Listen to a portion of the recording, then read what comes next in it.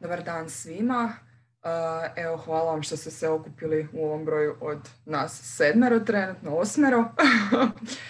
Današnje izlaganje nastavit ćemo nakon ove kratke pauze sa prezentacijom kolegice Mirjane Matković, koja nam stiže sa Edukacijskog i rehabilitacijskog fakulteta.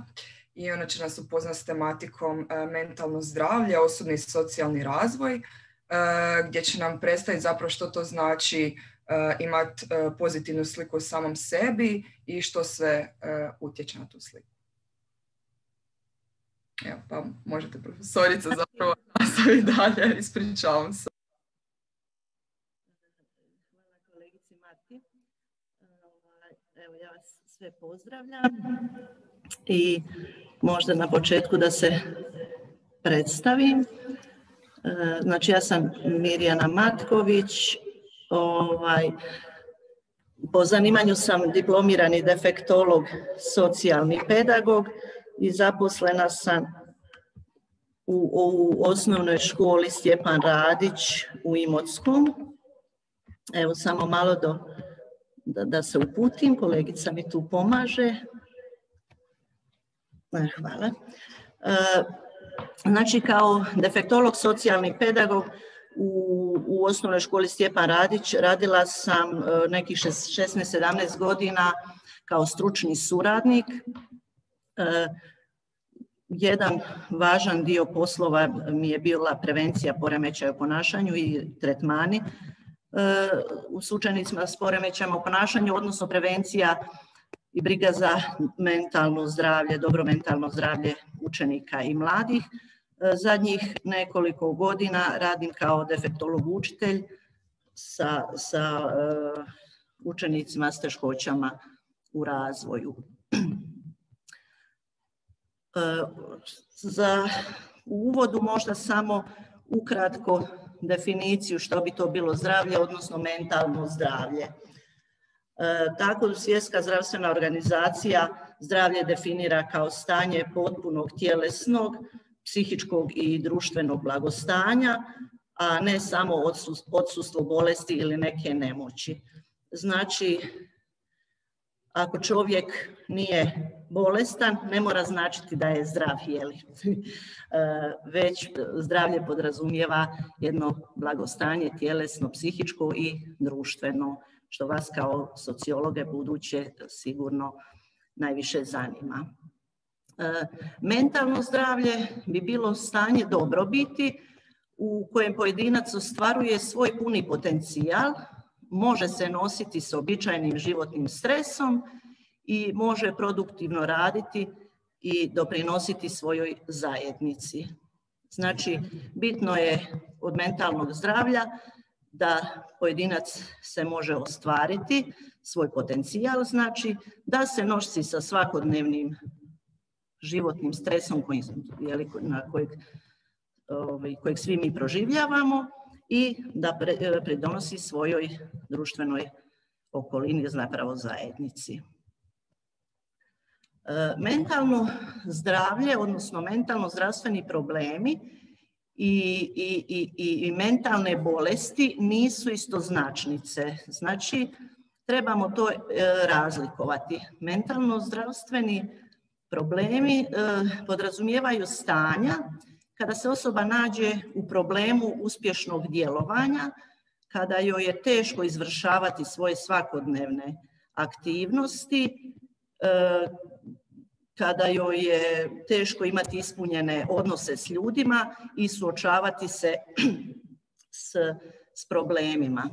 Znači, rekli smo, to bi bila nekakva blaža varijanta i kad se osoba nađe u mentalno zdravstvenim problemima, ako se ne reagira, može se razviti u mentalnu bolest. Sama mentalna bolest je bolest, ne znam, na primjer šizofrenija ili manično-depresivna psihoza, odnosno bipolarni poremećaj, to je, ajmo reći, teže jedno stanje i zahtjeva dugotrajnije psihijatrijsko liječenje, najčešće uz medikamentoznu terapiju, dok znači, mentalno zdravstveni problemi ne zahtijevaju nužno psihijatrijsko liječenje, već samo jednu podršku jednu podršku, recimo terapeuta, psihologa ili neke srodne znanosti, i toj osobi je ključna podrška u rješavanju problema u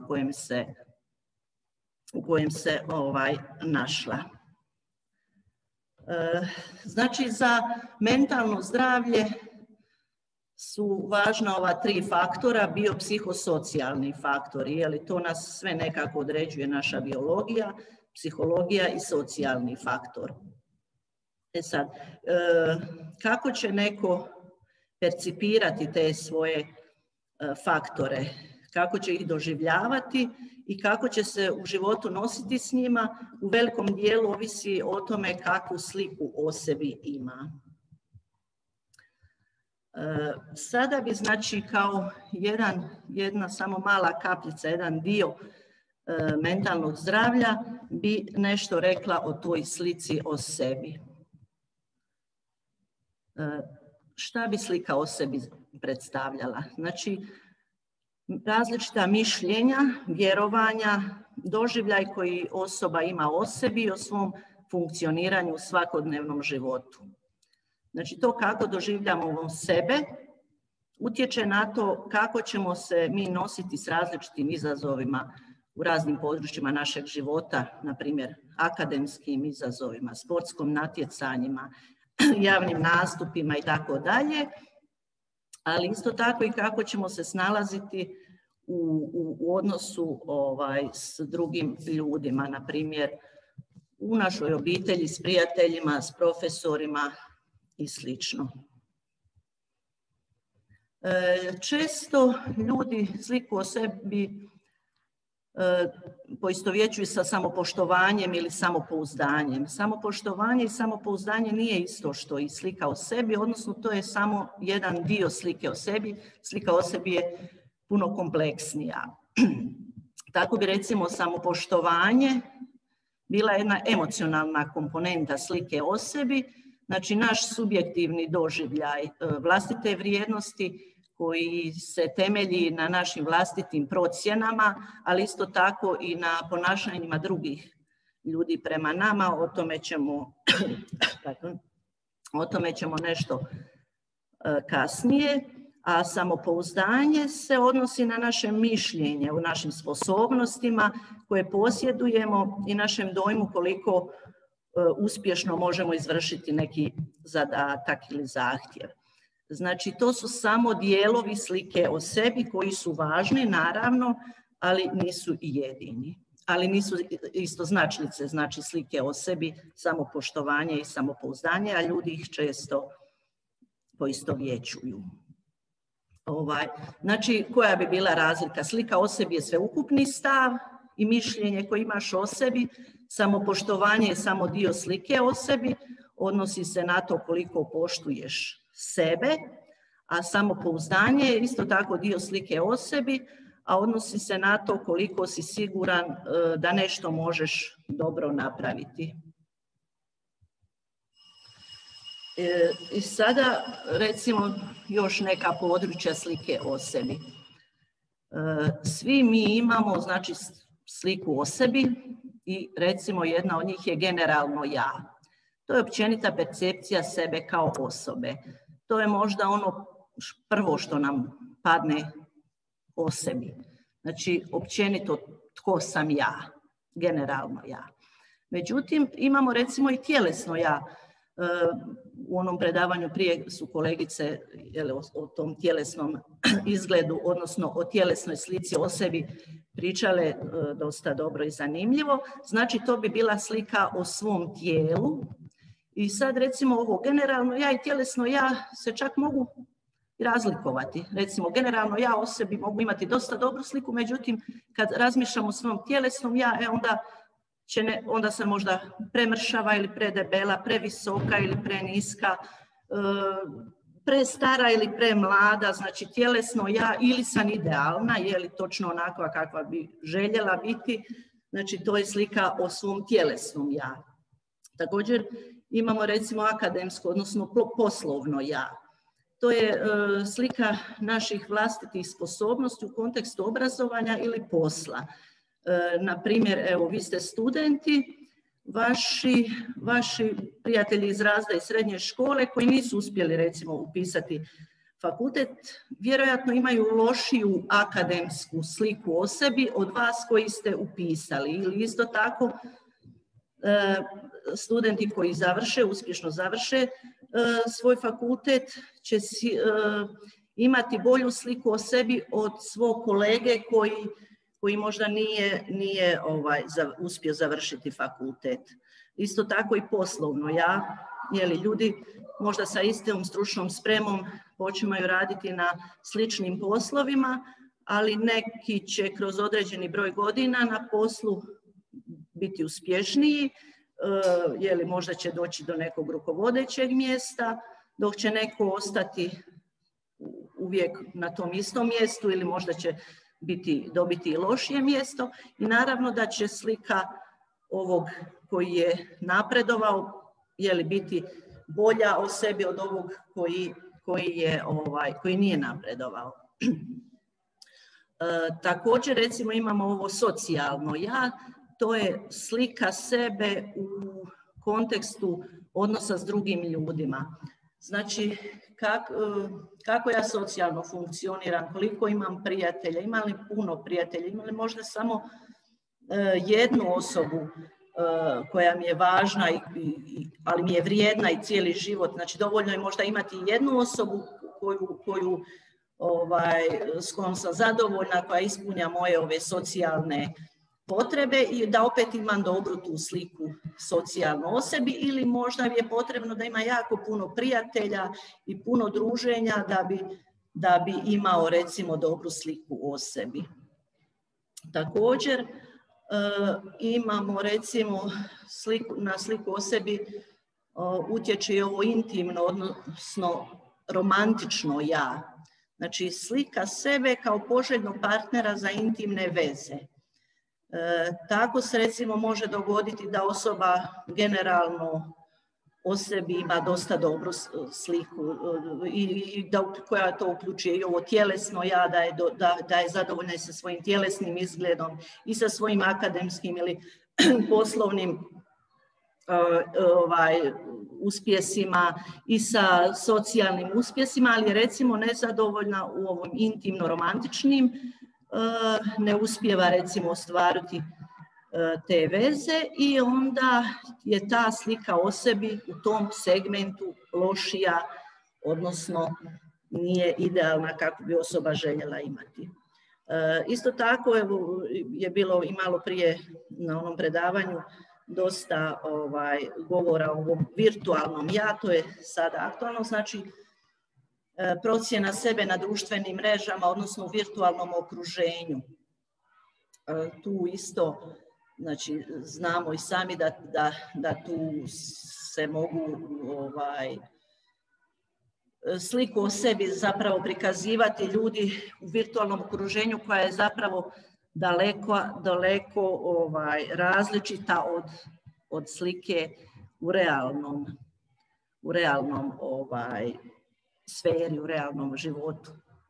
Evo recimo sad ovdje nisam napisala, ali mi je isto tako pala na pamet sada slika o sebi u tom takozvana ekonomska slika o sebi, odnosno koliko neka osoba posjeduje kuće, automobile, ne znam, bazene, garderobu, marke, znači ili ne posjeduje, pa isto tako će to isto utjecati na sliku o sebi. Znači, slika o sebi je jedna kompleksna slika koja uključuje jako puno segmenata. I svaka osoba će imati sliku o sebi kako bi zapravo željela biti, takozvano idealno ja, i sliku o sebi kakva ona zapravo jest, realno ja. I sada ukoliko je velika razlika između idealnog ja i realnog ja, osoba može imati teškoće u ostvarivanju društvenih odnosa i životnih ciljeva. Znači, nekako je važno da svi mi važemo to naše idealno ja i realno ja, da nam se ne bi dogodilo da nam se ne bi dogodio veliki raskorak kada se zapravo onda mogu javljati neki mentalno zdravstveni problemi. Znači, vas kao sociologe će sigurno zanimati socijalna komponenta slike o sebi. Znači, slika o sebi je jedna promjenjiva, dinamična pojava. Ona se razvija tijekom života i ovisi o životnim iskustvima i na nju značajno utječu mišljenja drugih ljudi. U prvom redu su tu roditelji, zatim vršnjaci, učitelji, treneri, mentori ili druge važne osobe iz socijalnog života. Zašto sam najprije stavila roditelje? Zato što su roditelji prvo socijalno okruženje osobe i ti roditelji su zapravo najvažniji u početku, poslije tu ulogu preuzimaju neki drugi. Znači, evo upravo sam to rekla, da su roditelji prvi i najvažniji izvor informacije djetetu o svijetu i o sebi i oni su ključni graditelji pozitivne slike djeteta o sebi. Vi ste svi vidjeli, jedno vrijeme se vrtilo na televiziji, ne znam se još vrti, prve tri su najvažnije, kao to je bio slogan, zapravo prve 3 godine djetetovog života. Važne su i prve 3, naravno da su važne i sve ostale godine, ali u tim prvim godinama života, prve 3, odnosno 4, 5, 7, 8, recimo do nekakvog polaska djeteta u školu, njegovo socijalno okruženje je najčešće obitelj, odnosno roditelji imaju braća, sestre, bake, djedovi, ta ljudi iz obitelji imaju veliki utjecaj na stvaranje slike o sebi, znači djeteta, slike o sebi. Dijete tada još nije niti svjesno da ono negdje u svojoj pozadini, u podsvijesti stvara tu sliku o sebi, ali ona će se poslije pokazati jako važnom tijekom njegovog života. I jako je važno tu, roditeljska uloga je tu jako važna. Jedan, evo recimo primjer koji mi sad pada na pamet, kad šetaju recimo mama i dijete ili tata i dijete, od neke 3-4 godine, i vrlo često ćemo čuti recimo nemoj trčat pašćeš, nemoj trčat pašćeš. Kakvu poruku šaljemo tom djetetu? Kao da ono nije sposobno trčati, jer neminovno će pasti. Znači, to su sitnice, ali šaljemo poruku tom djetetu. Nemoj trčati, pašćeš. Ili siđi sa tog zidića, pasćeš. A dijete po svojoj prirodi procijenilo da može hodati po tom zidiću, da je sposobno, ili da može trčati i da neće pasti. Znači, evo, to su nekakve sitnice koje su jako bitne u razvoju djeteta i u stvaranju pozitivne slike zapravo o sebi, odnosno razvijanju jednog samopouzdanja i samopoštovanja kod djeteta. Znači, roditelji, naravno, nijedan roditelj ne želi namjerno, ne griješi namjerno, nego evo, najčešće ili nije upućen ili kopira odgojne stilove svojih roditelja najčešće. Ali je nekako važno možda naglasiti kada će dijete razvijati zapravo tu pozitivnu sliku o sebi, razvijati svoje samopouzdanje ili samopoštovanje. Znači, jako je važan taj brižan i topao odnos. Zašto brižan i topao? Brižan odnos znači, kada roditelj ima brižan odnos prema djetetu, šalje mu poruku ti si vrijedan, ti si mi važan. Znači, brižan i topao odnos šalje tu poruku, jednu nesvjesnu poruku i roditelju nesvjesnu i djetetu nesvjesnu, ali ona itekako se urezuje u živote. Znači, da si ti jedna osoba koja je meni jako važna. I topao odnos znači razvijanje te emocionalne topline, jedne emocionalne stabilnosti. Također je važan i pravedan i dosljedan odnos s djetetom. Zašto pravedan i dosljedan odnos? Zato što Ako je recimo u obitelji više braće i sestara, onda zašto je ovom bratu to dozvoljeno, a recimo meni nije, to dijete doživljava kao nepravdu, odnosno on je manje vrijedan, pa se i samim time razvija jedna negativna slika o sebi, o manjoj vrijednosti, ili dosljedan, znači ako smo rekli, ne znam, televizija ili za računalom se može biti, ne znam, ili se ne može nikako biti, ili se može biti pola sata ili sat. Znači, jako je važno da roditelj bude dosljedan u tome, da jednostavno objasni se djetetu zašto može biti pola sata ili 1 sat ili 3 sata i da se toga pridržava, jer onda to, znači, dijete usvaja ta pravila ponašanja i koja će njemu daju jednu stabilnost, odnosno pridonose toj pozitivnoj slici o sebi. Kada dijete krene u školu, naravno da su ispočetka još roditelji važni, ali tu ulogu dalje uzima učitelj i vršnjaci. Svi smo mi prošli kroz školovanje i mi koji smo imali sreću da smo imali učitelje, odnosno učiteljice koje su isto tako bile brižne i tople, pravedne i dosljedne, naravno da nam je to pasalo, odnosno da nam je to u konačnici, da smo razvijali pozitivnu sliku o sebi, za razliku od recimo učitelja koji možda, isto smo to možda svi doživjeli, koji nisu tako pravedni, koji nisu dosljedni, koji će danas napraviti jedno, sutra drugo, prema jednom učeniku će se ponašati na jedan način, prema drugom učeniku na drugi način, ili recimo učitelj koji možda je 4 godine predaje ti, a nije ti upamtio ni ime, znači koliko je zapravo njemu stalo do tebe, koliko si ti njemu važan. Znači, u školi su to učitelji, odnosno vršnjaci. Kako dalje dijete raste, znači sa nekih možda tako 10, 11, 12 godina, pa tamo sve do 20 godina, tu važnu ulogu u razvoju slike o sebi uzimaju vršnjaci. Znači, tu smo isto tako svi vjerojatno na svojoj koži doživjeli i nekakve pozitivne i negativne situacije koje su utjecale na sliku o sebi. Sad, zašto je važna pozitivna slika o sebi? Zato što istraživanja su pokazala da recimo osobe s pozitivnom slikom o sebi lakše se nose sa izazovima i bolje se snalaze u životu i bolje koriste svoje sposobnosti.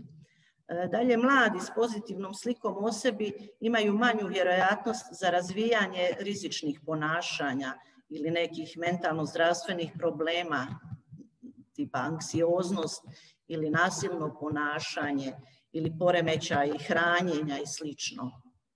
Također, mladi koji imaju pozitivnu sliku o sebi postižu i bolji školski, odnosno akademski uspjeh.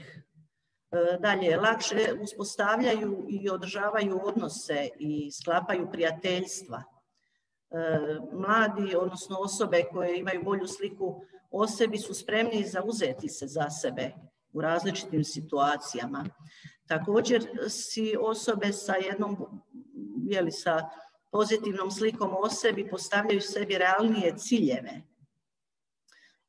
i u svemu tome prepoznaju svoje jake strane i područja za daljnji rad i napredovanje. Isto tako je sada važno naglasiti možda da nekakve negativnosti vezane za visoko samopoštovanje ili samopouzdanje. Znači, važno je napomenuti da visoko samopoštovanje nije ujedno jamstvo zadovoljstva životom ili njegovom kvalitetom. Znači, može osoba imati jako visoko mišljenje o sebi, ali ne mora biti zadovoljan. Tako neka istraživanja govore da recimo visoko samopoštovanje može imati neke nepoželjne učinke. na primjer povezanost s različitim predrasudama i diskriminacijama u međugrupnim odnosima. Mislim da smo možda i tome isto tako u životu većina nas svjedočila kada osoba sa visokim samopoštovanjem na jedan negativan način, omalovažavajući način gleda neke druge, tipa onaj ekonomski ja, recimo mi sad pada na pamet. Isto tako osoba sa visokim samopoštovanjem može sebe previše opteretiti, znači, s tim uspjesima, tako da opet neće biti zadovoljna. Također može biti osoba previše usmjerena na sebe, na neki način sebična. Također može biti pristrana u različitim rasuđivanjima i tako dalje. Znači, pozitivna slika o sebi je važan zaštitni čimbenik za razvoj kod djece i mladih, no i u tom procesu potrebno je biti u jednoj ravnoteži. Znači, njegovati zdrav i pozitivan odnos prema sebi samima, ali je važno isto tako taj odnos njegovati i prema drugim osobama iz svog socijalnog okruženja. I za zaključak ovog izlaganja, recimo, evo izdvojila sam tu 3 stvari. Znači, pozitivna slika o sebi je važan zaštitni faktor za dobro mentalno zdravlje. U radu s djecom i mladima potrebno je raditi na razvijanju pozitivne slike o sebi, znači njegovati zdrav i pozitivan odnos prema sebi samima, ali i prema drugim osobama. Također je važno kada zapazimo bilo koji mentalno zdravstveni problem kod sebe ili kod druge osobe, na primjer kod svog prijatelja ili nekoga iz obitelji, da je potrebno zatražiti pomoć. Znači, i još sam jednu radionicu kratku za sudionike pripremila. Znači, to će evo sada par minuta, jedno 3-4 minute. Znači, koliko sada svi mi možemo pogledati u sebe, odnosno koliko poznaješ sebe. Da bi bilo dobro, evo, da svi vi koji ste tu prisutni uzmete papir i olovku i 10 puta napišete ja sam. Znači, važno je da rečenicu završimo s prvom misli koja nam padne na pamet. Znači, ja sam i napišiš prvo što ti padne na pamet, to napišeš. Nemojte puno razmišljati. Brzo ispunite te nedovršene rečenice i kad 10 puta, znači pišete ovo sami sebi, ne morate, znači možemo poslije prokomentirati, ali ne morate. Znači bitno je biti iskren i onda pogledati šta smo to napisali, kako to sebe vidimo, kakvu sliku o sebi imamo. Evo, znači par minuta možda da sve to napišemo, pa ćemo se vratiti.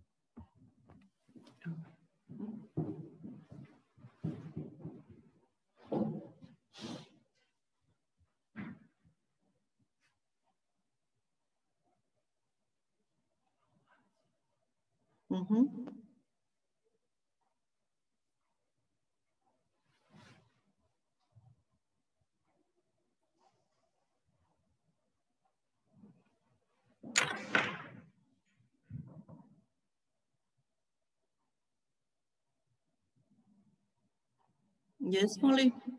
Hoćemo li prokomentirati?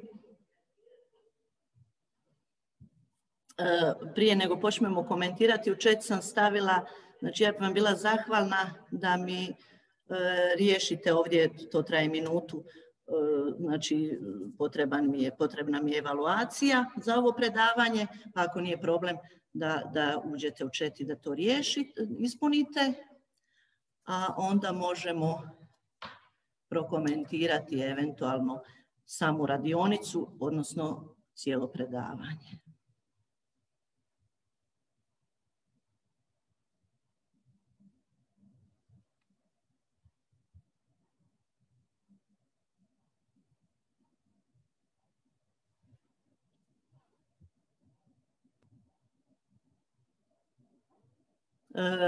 Hoćemo li prokomentirati radionicu? Znači, evo ovako, za sebe svak može odgovoriti, isto tako ili može odgovoriti javno. Znači, kad smo pisali o sebi, govorili o sebi, što smo zapravo, sad kad pogledate to što ste napisali, što vidite? Znači, o čemu smo pisali? Jeste li pisali o sebi kao o tjelesnoj fizičkom izgledu?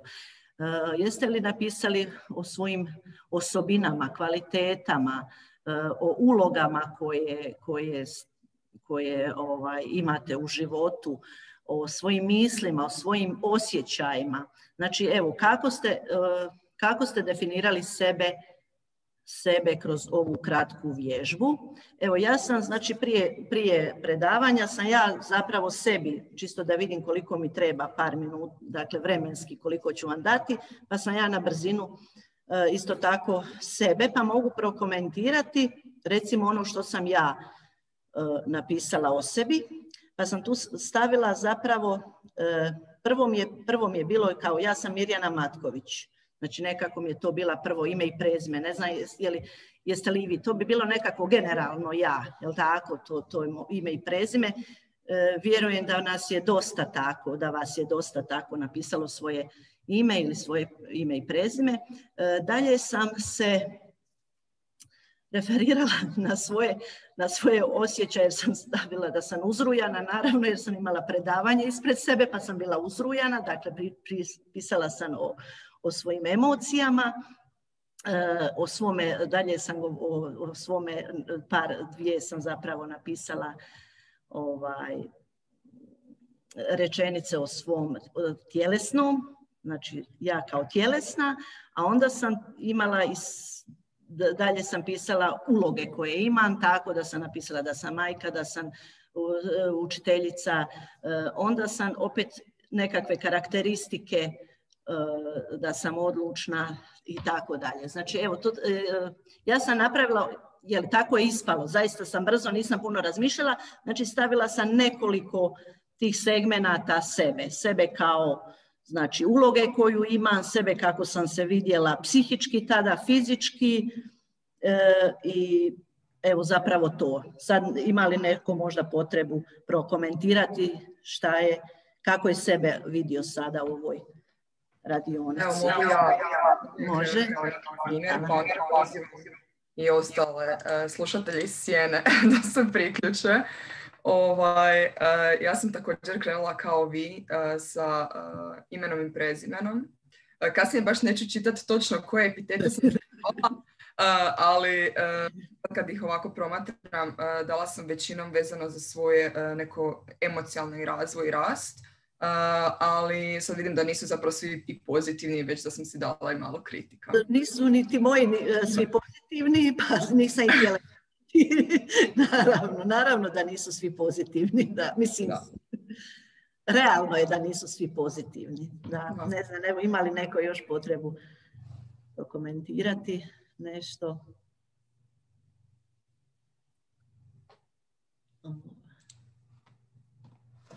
Evo, ja sam, na primjer, pisao, većinom isto sam krenuo tako sa imenom i prezimenom, na primjer, državljanstvom, neke takve primarne stvari.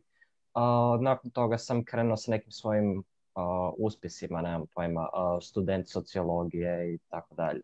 Znači, to bi uloge bile, je li? Da, uloge. Uloga, student, da.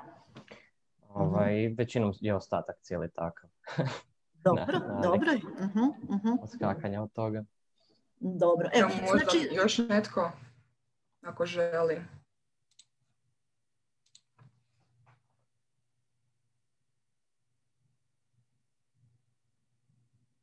Evo, možete vi nastaviti. Znači, evo, tu smo vidjeli u ovoj maloj kratkoj vježbici da zapravo nije niti zgodno 10 rečenica o sebi reći, jel da? Treba se zamisliti. Ali svakako je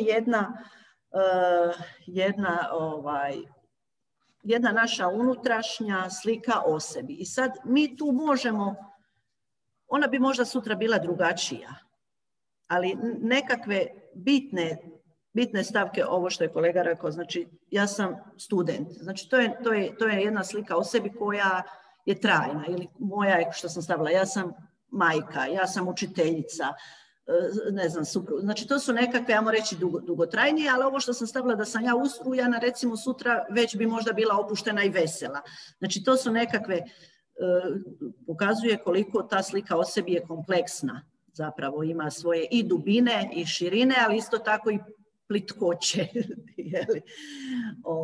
Dobro, evo nadam se da ste mi nešto, da ste mi tamo ili poslije možete to isto tako riješiti, ili ako neko želi evo još komentirati, postavljati nekakva pitanja u vezi predavanja ili...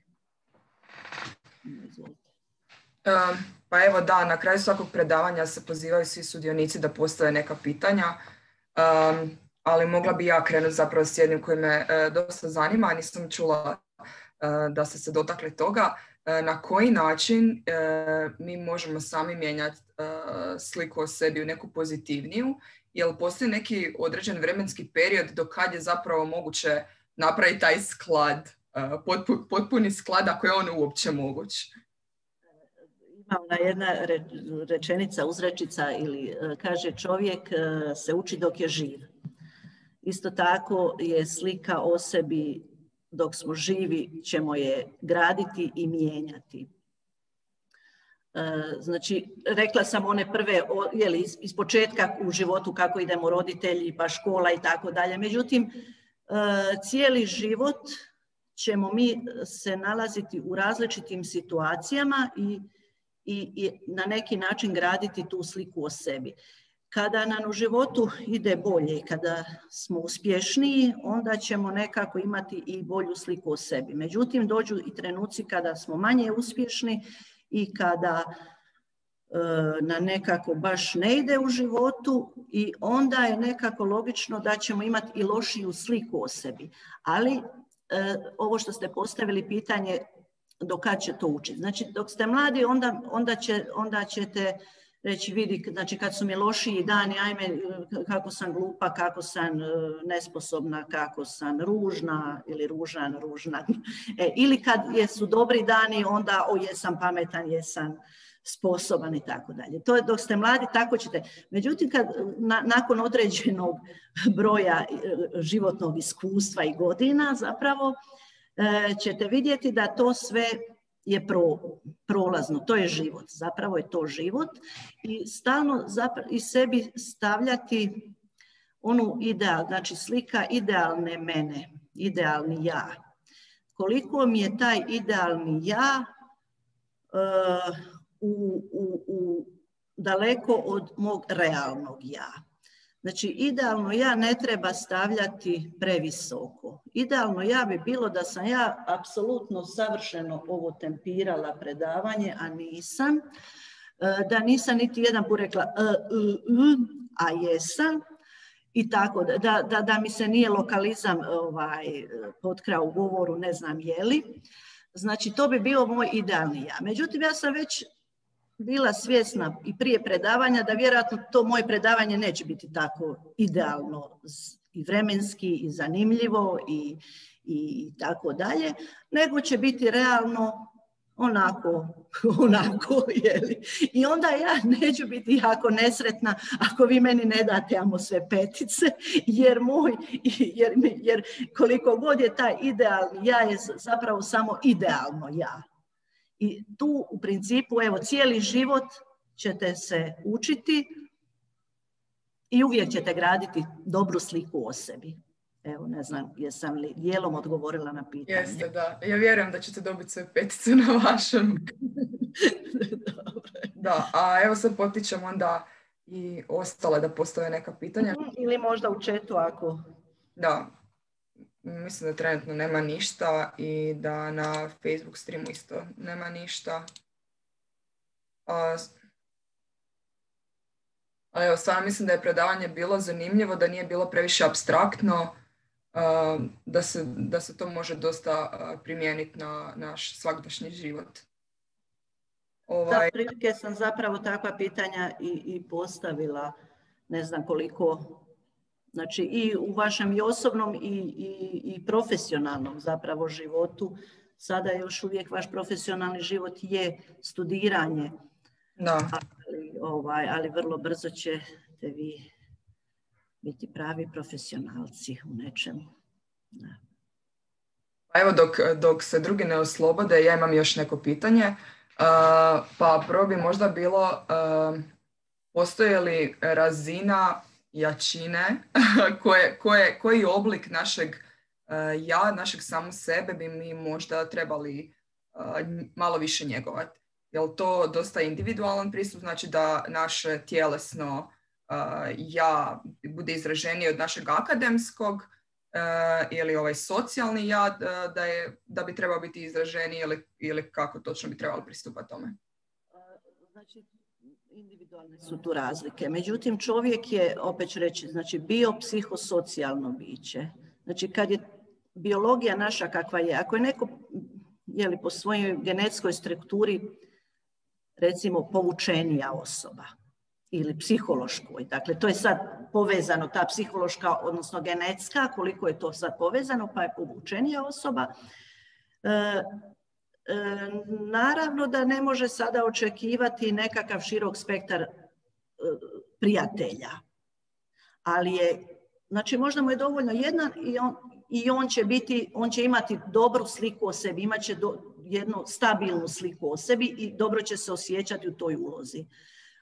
Znači koliko je važno jedno i drugo i treće, sad se to može vječno diskutirati šta je važnije, je li važnije genetika, biologija ili psihologija ili dakle, je li psihološki, međusobno se to isprepleće i u različitim, tijekom čovjekovog života se to može zapravo usavršavati ili može ići nizbrdo, može biti gore, može se, znači, šta sam prije bila rekla, znači svi se mi u životu smo se našli i još ćemo se naći u različitim nekakvim mentalno-zdravstvenim problemima. Bitno je reagirati, bitno je prepoznati to, razgovarati sa prijateljem, potražiti stručnu pomoć. Znači to smo, hvala Bogu, evo 21. stoljeće smo. Nekada je to bila stigma i sramota ići psihijatru, psihologu i tako dalje. Nije. Znači treba.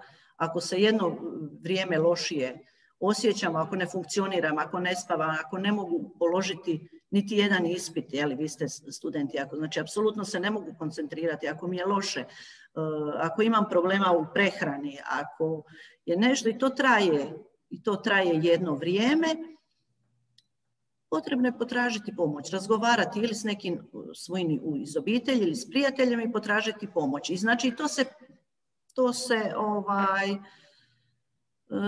to se prekorači, to se dobro, da ne kažem, izliječi, ali evo sad mi fali neka adekvatnija riječ. Znači, može se to sve riješiti dobro i biti uspješni i biti dobro i sretni i zadovoljni, odnosno imati jednu kvalitetnu sliku o sebi. Jel vi kao defektolog danas u svojoj školi vidite možda neki pomak kod djece, da se njihova slika možda sada više vrti oko te tjelesnosti, što pretpostavljam da možda nije bio slučaj prije 15 godina, dok su možda više bili skloni tom socijalnoj slici sebe? Vidi se, da. Zapravo se jako vidi utjecaj, virtualni utjecaj i koliko je, mislim, pitanje je sad šta će se pokazati za nekoliko godina koje posljedice će i ova pandemija i ta ovo silno virtualno okruženje i građenje slike o sebi virtualne, koja može biti jako daleko, odnosno velikom raskoraku sa onim realnim ja. I tu je jedan prostor za razvijanje različitih mentalno-zdravstvenih problema. Da, to ste pravu ste kad kažete, znači, pa recimo i slavlja, evo sada dječji rođendani se nekako, ako je tu 5, 6 ili 10 djece, nema druženja, nema razgovora, nego će sjediti i dopisivat će se mobitelom. Je li to je jedna opasnost koja nas je, evo, u kojoj jesmo, koje će se posljedice, bojim se, tek vidjeti za nekoliko godina, ali evo, važno je posvijestiti ih i razgovarati o tome. Onda zapravo više, kad ste rekli da danas nije tabu tema tražiti pomoć, ali ste se više oslonili na nas kao studente, možda više to nije isključivo samo za osobe na nekim akademskim programima, već i za mlađu populaciju. Ili je ipak možda to prerano krenuti sa osnovnom školom? Ne, naravno, i prije osnovne škole ako treba. Znači ako treba, ako već i u vrtićkoj dobi se zna primijetiti. Znači ako, recimo, dijete od 3-4 godine, to je neminovno. Ako ono provodi više sati dnevno svaki dan, recimo ispred ekrana igrajući različite igrice.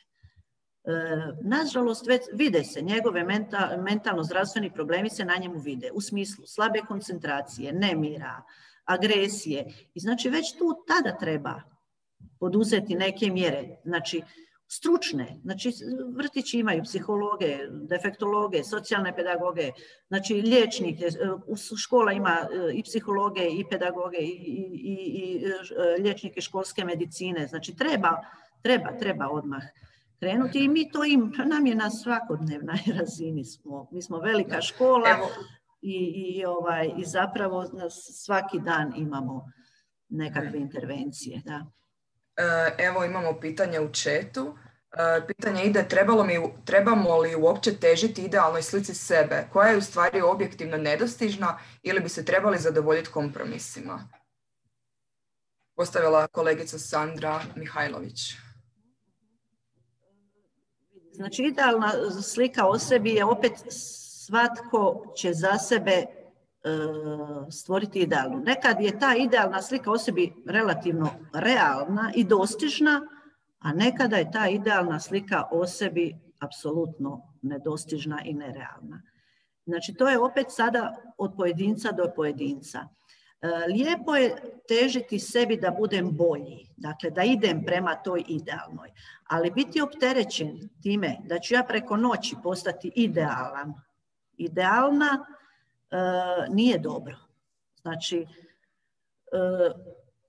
ponekad je dobro tražiti kompromise. Naravno, svi bi mi, znači, ta idealna slika o sebi je opet važno je koliko je realna, koliko je dostižna. Evo, znači, ako stavimo sebi nekakav cilj dostižne, realno dostižne idealne slike o sebi, a ta idealna slika o sebi je usporedbi sa samom sobom. Znači, ne mogu se uspoređivati sa, ne znam, nekom manekenkom ili s nekakvom, znači, ne težiti idealnoj slici o sebi kao da budem kao netko drugi, nego da budem idealna onaka kakva sam ja, koliko mogu biti. Znači, toliko je dobro ići, dobro težiti tome, ali da ta idealna slika bude koliko je moguće realna. Znači, ukoliko nije realna, onda su to problemi. Onda je bolje kompromis. Evo, ne znam, jesam li... Da, evo, kolegica je odgovorila da se slažeš s time što ste rekli, zahvaljujem se na odgovoru. Pa evo i dalje potičemo još nekoga da se priključi. Ako niste za razgovor možete napisati u chatu pa ćemo pročitati pitanja. Pa vjerujem da će profesorica odgovoriti na njega.